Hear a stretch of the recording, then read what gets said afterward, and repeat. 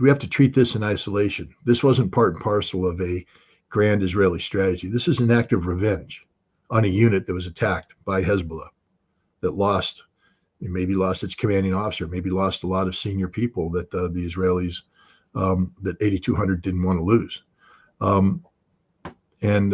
think you have to view this in isolation.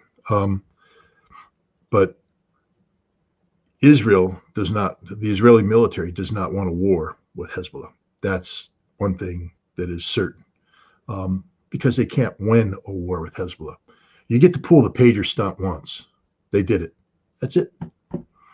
Don't get to do it again. Hezbollah's not that stupid. So, you shot that bolt. You got the result you wanted. Now you have to pay the price, because Hezbollah will respond. And then the question is, does this draw Israel into a war it didn't want to get into? Maybe you shouldn't have popped off 1,500 Hezbollah members if you haven't thought through the consequences. Who knows? But I think what happened with the pagers is more an act of revenge than part and parcel of a grand strategy of Israel towards Hezbollah. Yeah, because it seems that they're talking about that this type of attack is just preparing the situation to have a bigger attack on Hezbollah, just disconnect them from each other. No. Doesn't make any sense. No, it doesn't change the battlefield outcome. So I said, this was an act of revenge by Unit 8,200. That's it. Pure and simple. Now, 8,200 may have been sitting on this capability, and they could have pulled this trigger in war. But the thing is, once you go to war, those pagers disappear. Electronics disappear. You don't communicate. Cell phones get put into into devices that shield this. They go to wartime communications capabilities, runners, landlines, things of that nature. So, this is a capability that has almost zero utility in time of actual war, because those pagers are gone. No one's carrying around electronics in war. But we're still in this, sort of hybrid warfare moment where there's combat going on the front, but people still operate as if things are normal in the rear. And Unit 8,200 gets to pull this off one time. They did it. It's done. But this isn't a weapon used in war. This is a weapon you'd use as a precursor. Now, had this happened in a vacuum, just out of the blue, they said, pop, pop, pop, pop, I'd say, oh, maybe they're getting ready to do something. But I think this happened because 8,200 took a heavy hit, and this is their act of revenge. Yeah. Before this, we had Houthis using a ballistic missile, it seems, that to attack Israel and a military base, I don't know if somewhere near Tel Aviv. How capable right now, can we have any sort of understanding on how capable Houthis are right now, and how many missiles do they have, in your opinion? We know they had at least one, and it hit its target, and the Israelis couldn't shoot it down. The Americans couldn't shoot it down. Nobody could shoot it down. Sort of answers the question about how capable that missile is. It doesn't matter if it meets the classical definition of hypersonic. I think it does. The Houthi call it a hypersonic system. We know that its performance characteristics are such that it was not able to be intercepted by the Israelis using their most advanced systems, or the United States. How many do they have? I think the Houthi are smarter than the average dog, and it means they have more than one, that they have this capability. They demonstrated this capability. They're inviting an Israeli response. Let's see what the Israelis do. And then the Houthi will unleash the remainder of their missiles, which are probably, can be counted in the dozens at a minimum. And Israel will pay a heavy price because they can't shoot them down. There is no solution to these missiles. Iran, which has these missiles in the many hundreds, if not thousands. Hezbollah has similar capabilities in the many hundreds, if not thousands. The Houthi just did a proof of concept demonstration to the Israelis that hypersonics will penetrate anything you got and hit the targets they want to hit, and there's nothing you can do to stop it. And that sends a chilling effect. The Houthi did that because it's difficult for Iran and Hezbollah to do now, given the level of tensions. That's why it's just one missile. This is the Houthi sending a signal to Israel that the Axis resistance has your number. We can destroy you anytime we want to. You can't shoot down our missiles. We'll hit every target we aim at. And I think the message was received. I think it is another reason why the 8,200 pager attack took place.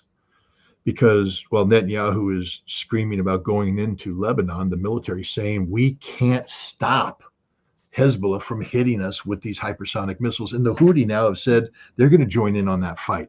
And what happens if Iran joins in on that fight? We all die.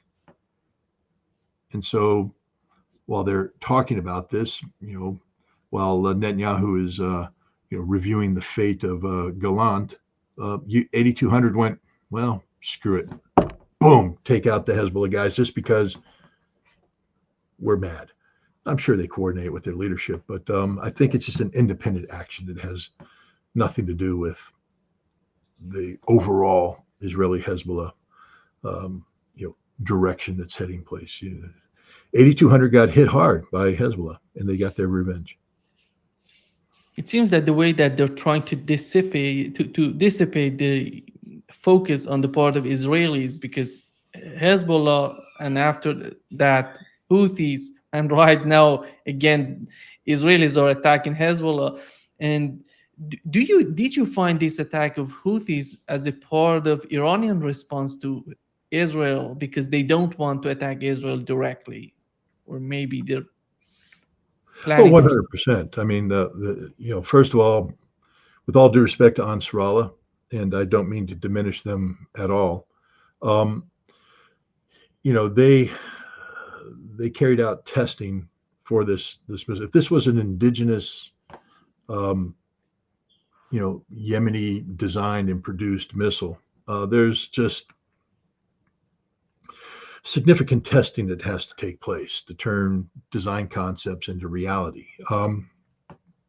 Static burns of the rocket design, it never goes right the first time. It doesn't go right the second time. Usually it doesn't go right till about the 10th or 15th time. When they go, oh, we got the formula, the design, everything right, it performed well. Now we have a booster. Now you got to take that booster, you got to have a second stage. That second stage also has to be tested, different performance characteristics and everything that you're looking at. Then you got to assemble it, and then you got to do the flight testing, see if the guidance works and things of that nature. And none of this happens the first time. You don't go, let's test the booster. Boom, perfect test. Wow. Let's test the second stage. Boom, perfect test. Wow. Let's do a flight test. Functions perfectly. Let's go into full operational, full scale production and turn this thing into an operational missile. It doesn't work that way. You need to do multiple tests. So the Houthi did this very fast test, which tells me that they've received components from Iran that they're assembling.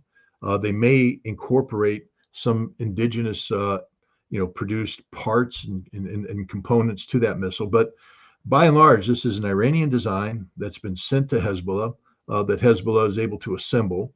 Hezbollah maybe was given the production designs so that they could build a production capacity that could replicate that which is done. So maybe they produced some and they did a quality assurance test to make sure that functions according to design. But if it does, and you've done everything right, that's whether you produce it in Yemen or produce it in Iran, doesn't matter. It's an Iranian design. The bottom line is this is an Iranian missile, and it functioned, and Iran sent a signal to Israel. Israelis aren't stupid. I mean, I worked with them in the 1980s, right after the Gulf War. They assembled all the different ballistic missile parts from the various missiles that Iran had fired into Israel into something like a SCUD graveyard, little museum for missile geeks. And, the Israelis reverse engineered these things. And then as a weapons inspector, traveled to Israel, I got to go to the SCUD graveyard and deal with these missile geeks and work with them. And, we brought out new information about Iraqi efforts regarding the reverse engineering of this. And we went back and looked at the various parts, and, suddenly things that the Israelis didn't have answers to, they suddenly had answers to. And then together we looked at it and we started to say, oh, well, the Iraqis could do this, the Iraqis could do that. And then we could take it to the Iraqis after they said, well, we couldn't do that. We'd say, well, you could, here's the evidence. And they went, oh yeah, I guess we did do that. And we got the truth. the point I'm trying to bring out is the Israelis are pretty damn good. They can take bits and pieces of missiles and put them together and do the reverse engineering necessary to understand the totality of it. I'm sure that they have picked up debris from this attack, and they are reading. I don't want to get too far into it because it's fascinating for me. It probably bore your audience to death, but to take a piece of debris and then make it tell a story is just fascinating science, because and you have to know everything about how missiles are produced to do that. You have to know about manufacturing techniques, because you're looking at welds. You have to know about, if it's liquid, the kind of metal that's used, the rolling processes that are used to create the stage. You can look at that when you look at the thickness of it. And so you're able to start to say, oh, this is how it happened, and this is how it was done. And then you start to get a bigger picture, and then you can investigate those parts. And then the whole thing comes together just from a little piece. And the Israelis are doing that now. And I'm certain the Israelis, because they're not stupid, are going to look at, fuel composition. I'm sure there's aspects of the solid fuel that survive. They're going to look at fuel composition. They're going to be able to reverse engineer that to find out, what the various chemical ingredients are, where you source these chemical ingredients. Does Yemen have the ability to source these chemical ingredients? Is there any evidence of Yemen sourcing these chemical ingredients? Or Iran? Does Iran produce it indigenously, or does Iran have to acquire capabilities from abroad? And then you spread that thing out. And the Israelis are going to be able, from looking at a piece of debris, put together a picture that will be fairly accurate. It won't be 100%, because there's just different things. You're doing a lot of speculation here. And if you start speculating down one track, that's happened before. we were going in one way, and suddenly went, well, that was a nice story that we told ourselves, but we were wrong about the very first thing we were looking at. Because we got it wrong, all the speculation led us down a false pit trail. So you can get it wrong, but the Israelis are pretty good, and I'm sure they know. And this is important. The reason why I'm bringing this up is that they will produce a report that goes to their military leadership about capabilities, and they will do an assessment based on that, on what they think the production capacity of Yemen is, or Iran. Based upon the complexity of the missile, you can make a guess of what it would take to assemble such a missile. What the infrastructure support requirements are that, then what the production rate would be. And from that, you can determine what the possible size of the arsenal of Yemen is, the availability, or Iran, or Hezbollah.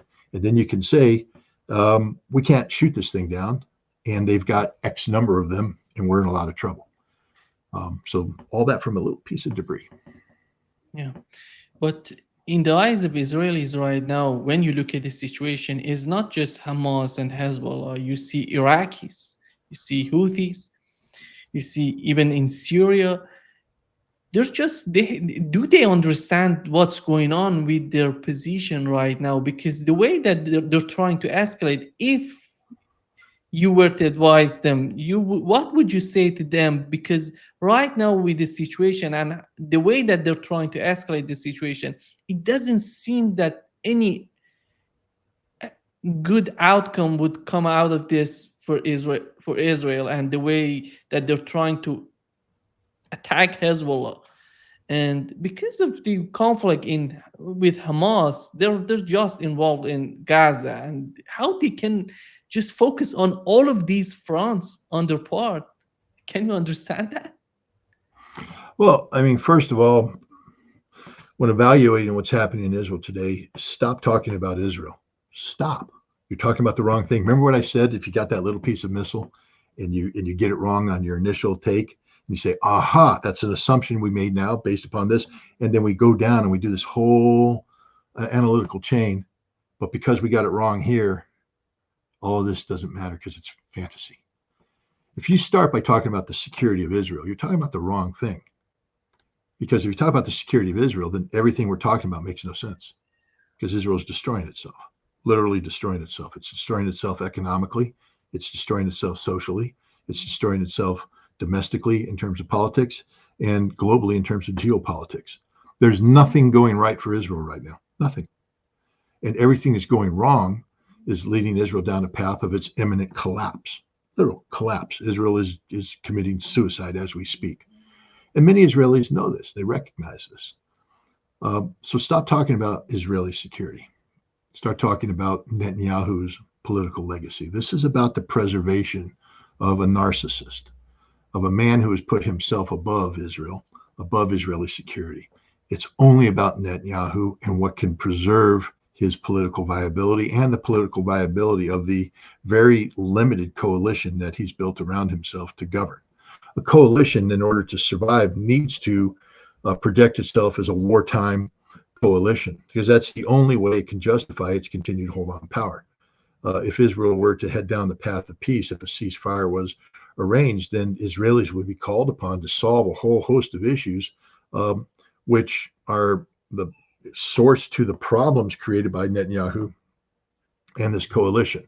So everything that's happening, whether it be a conflict with Hezbollah, continued violence at Hamas, it's all about Netanyahu preserving his hold on power. And as such, all these problems we talked about for Israel will just continue to get worse and worse and worse and worse. And the Israelis are increasingly coming to that awareness. The question now is, what do they do about it? But here's the problem. There's a whole bunch of people that were in the streets, hundreds of thousands, that were demanding Netanyahu's resignation over the hostages. And there's many people outside of Israel that said, see, there's sanity in Israel. Hundreds of thousands of people rallying against Benjamin Netanyahu. Yeah, that's exactly right. Rallying against Benjamin Netanyahu. You know what they weren't rallying against? Genocide. They weren't rallying against violence against the Palestinians. The vast majority of Israelis today support the continuation of violence. They support the concept of a greater Israel. They support Zionism. So even when you get rid of Netanyahu, there's no solution to this problem. Israel is going to die. It has no choice, because in order to survive, Israel has to do things that it can't survive. In order to survive, Israel is going to have to solve its geopolitical problem. That can only happen with the creation of a Palestinian state. Right now, the term being bandied around is a two-state solution. Okay, let's talk about that. What does that mean, a two-state solution? Well, first of all, you have to overcome, who's going to govern the Palestinian state? Israel has put forward a precondition that says Hamas will not be allowed to govern. Well, Hamas is getting around that by working with the Chinese and the Russians and the other Palestinian factions to create this joint governing authority, of which Hamas will be a part of, but it won't be called Hamas anymore. And they're going to try and slide that in there. Even if Israel says, okay, we'll work with those guys. What do you do about the West Bank? You see, Israel's been engaged in illegal actions in the West Bank. The West Bank settlements will have to be dismantled. There's no other option. You can't have a two-state solution and have West Bank settlements. Incompatible. And so, but if Israel, in order to survive, Israel has to, take itself down a path of viability for a two-state solution, which means Israel will have to dismantle the West Bank settlements. There you'll have a civil war, a literal civil war. The West Bank settlers have been armed. They are an independent militia. The police force in the West Bank has been politicized to the extent that their sole job is to empower the settlers to continue to murder, rob, steal, rape, whatever they do against the Palestinians. This all has to go, and it's not going to go peacefully. There will be violence. And I don't see Israel embarking on a policy of self-destruction.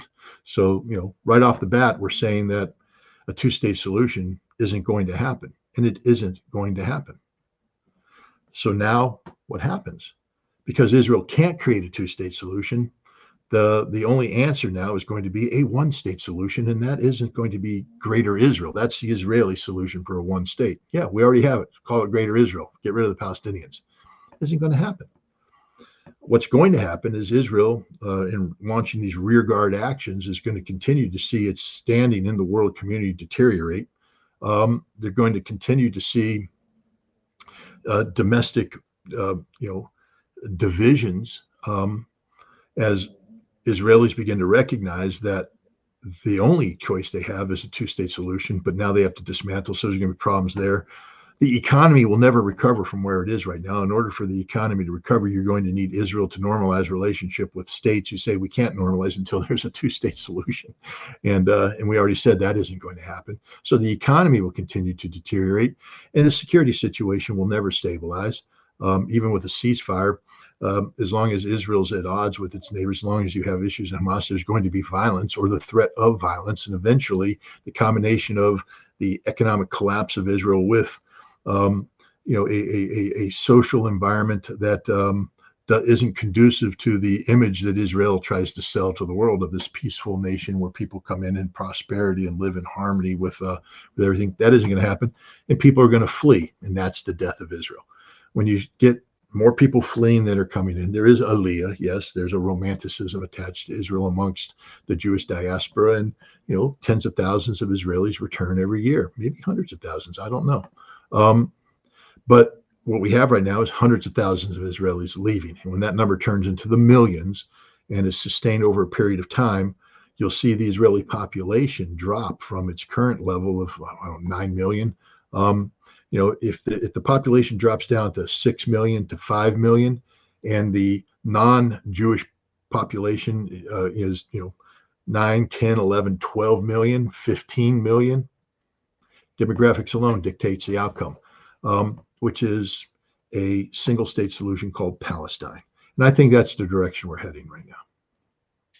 Do you think that the intelligence they're receiving from the United States is telling them the reality of what's going on for Israel, or they're just the same thing happening as in Ukraine? They're just reporting not totally in line with the reality of what's going on the battlefield between Ukraine and Russia, but right now between Israel and Palestinians and Hezbollah.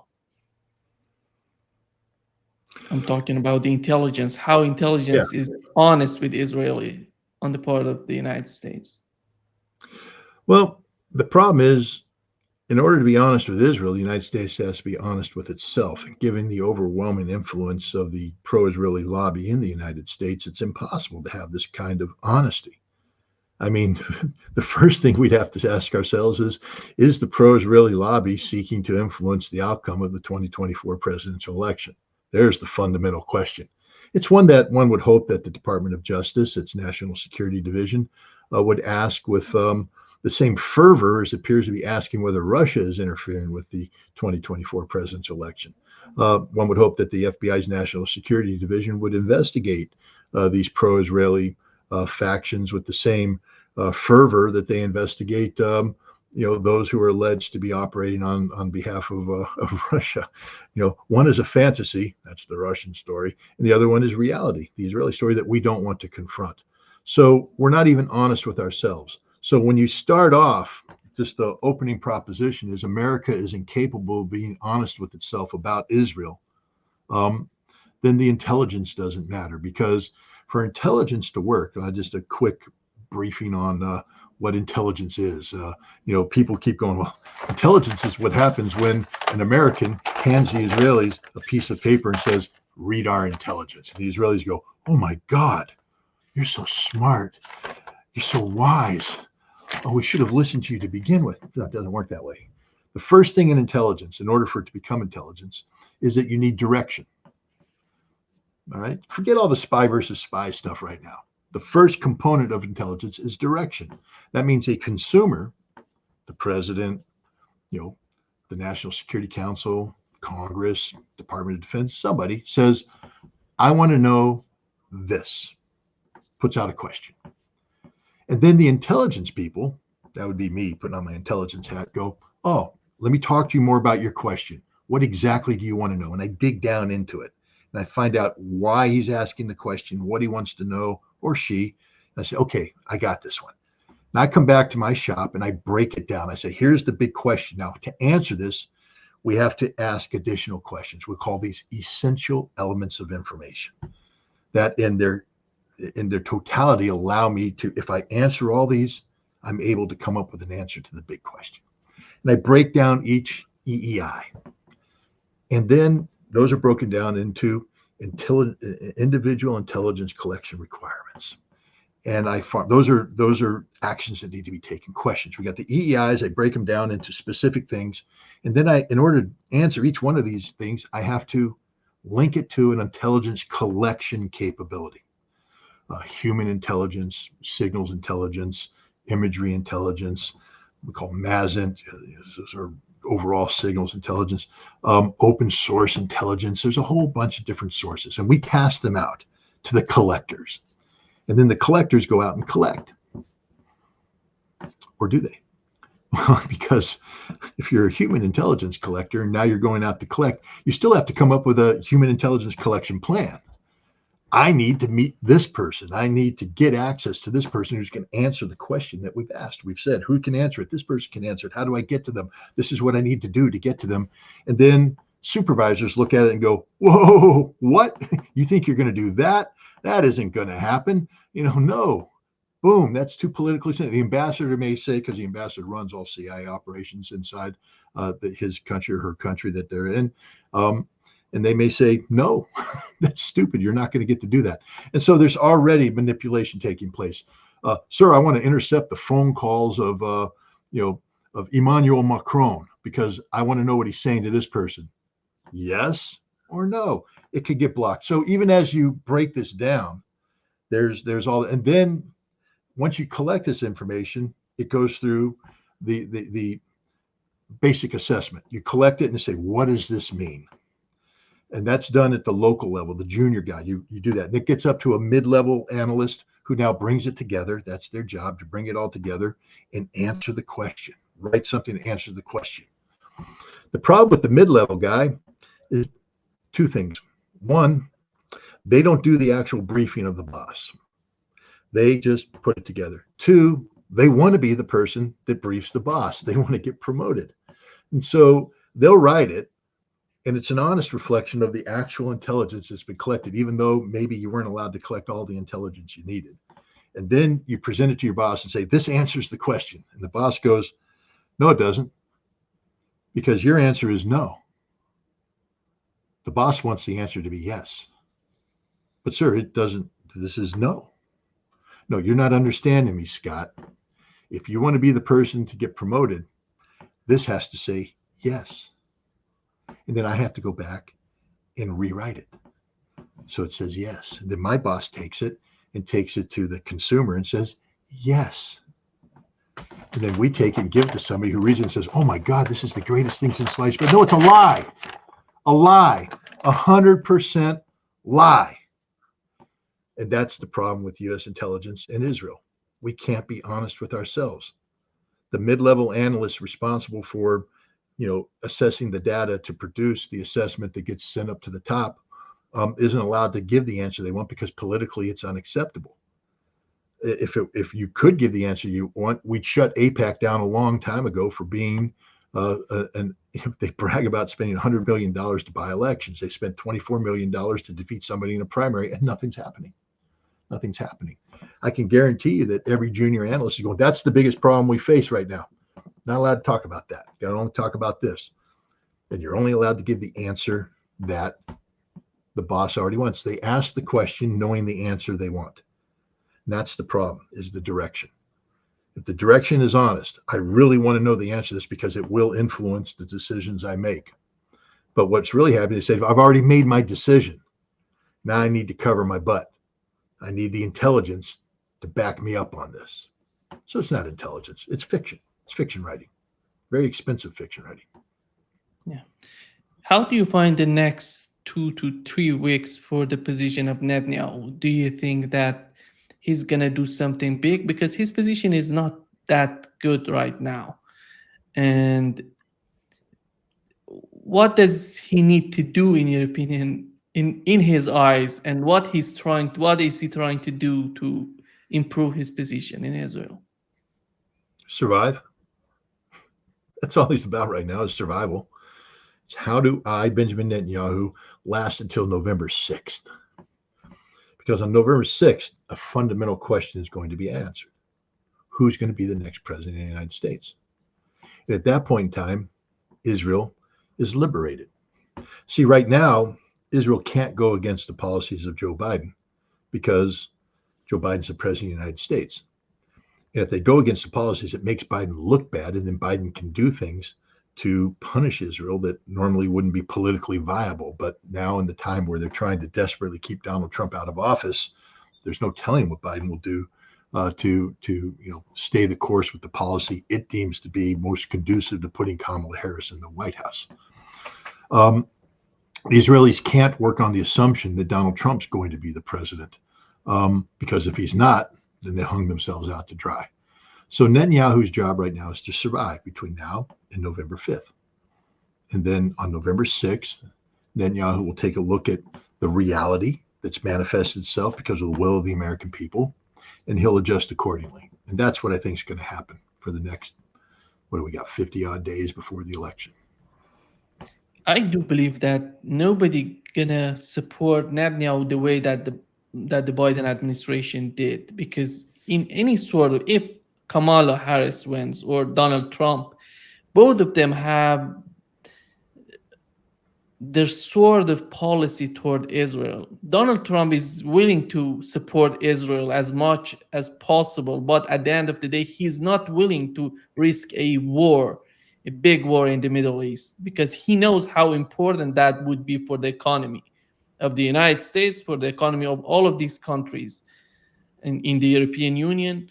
And on the other hand, Kamala Harris is not that much in line with the Biden's policy. The way that she was talking about their policy in Gaza, I do believe that she's not totally in line with what Biden did so far.